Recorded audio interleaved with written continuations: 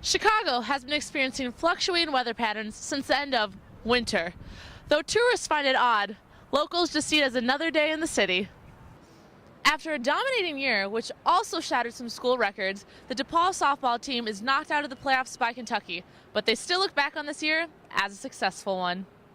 With recent delays, construction, and even crashes on the L, see what the Chicago Transit Authority is doing to help your morning commute. What looks like a dynasty in the making, the Chicago Blackhawks with the 2013 Stanley Cup art in their back pockets are looking for another championship to add to the collection. After a march took place at the McDonald's headquarters in Oak Brook, Illinois, the fast food chain has taken notice of the growing intensity of the minimum wage issue and plans to manage it delicately. Though dodgeball may be an unconventional way to wrap up National Student Employment Week, all these Blue Demons are walking away with a smile. Reporting for Good Day DePaul, I'm Alex Beckage.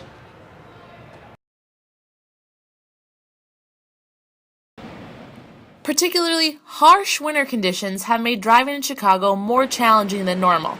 Potholes are appearing all over. The Chicago Department of Transportation released a statement claiming they filled over 200,000 potholes this winter alone. But Chicago drivers don't see the progress.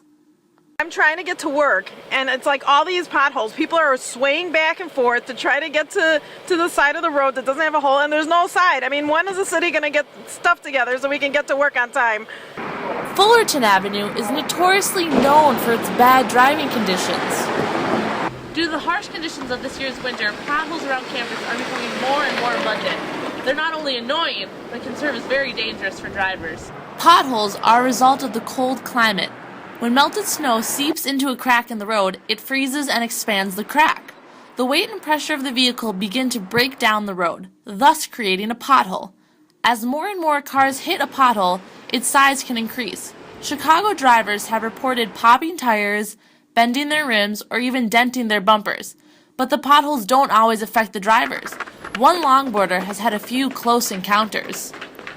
Yeah, when I'm riding around, sometimes I have to dodge them, and it's caused me to almost get in accidents several times. On the City of Chicago website, they have a link that citizens can report potholes that need to be fixed. But many Chicagoans aren't seeing the improvements made to the roads, and their cars are continuously victim to the unpatched potholes. Both the city and the state are now offering to reimburse drivers who experience vehicle damage caused by the potholes. But drivers could be waiting more than a year for even partial reimbursement. That is, if their claim is approved. As for now, the city is patching up the roads one pothole at a time. For Good Day DePaul, I'm Alexandra Beckage. As the world of athletics becomes more and more well-known, so are the athletes within their designated sports. Former professional baseball player John Wagle, and now a strength coach for the DePaul University athletic program, has seen both sides of the coin. Once as an athlete, and now as a coach. Wagle's pro career included many different teams and a lot of being traded. The San Angelo Colts, Rockford Riverhawks, Tampa Bay Rays, Joliet Slammers, Fargo Moorhead Redhawks, and Schaumburg Boomers. Even when I played, it wasn't that it wasn't accepted, it was just more that it wasn't common. Star DePaul athlete Taylor Hines, who's also openly gay, has never experienced any problems with her teammates because of her sexual orientation, but she is well aware of the importance of being accepted by your teammates. Cross country is a team sport, and you need your teammates to all work together. You need your teammates to want to work with you. So, it's unfortunate that something like that can get in the way of the reason you're here, the reason you're here competing. Michael Sam, who was just picked up in the 7th round of the NFL draft, has now become the first openly and active gay pro football player. Upon hearing the news he was drafted, Sam gave a celebratory kiss to his boyfriend. The video of this kiss went viral almost instantly and received a lot of negative feedback. He has the right to do what he wants, especially if he's in a committed relationship like that.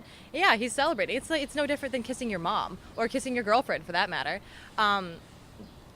It will forever confound me why people need to make a big deal out of something like that. You know, he can play, so it was a great thing to see him get picked up and him, feel that emotion and everything, because it's a big moment for any young person, gay, straight, whatever. As more and more athletes come out as being openly gay, the groundwork is being laid for others to follow in their footsteps. But it happened however many decades ago with black athletes and Latino athletes. And there's been these changes, and with change there's always pushback at first, but then it becomes accepted. Look, if you're a guy and you're an amazing athlete, some guy that's like sitting back in his armchair that may have said derogatory things might say, God, he's a great athlete. He may sort of start to change his opinion. Many gay athletes agree with Walsh's standpoint. If church and state can be separated, why does sexual orientation matter how well one performs on the field, on a court, or on the track? Me being gay doesn't affect my athletic ability. For Good Day DePaul, I'm Alexandra Vekic.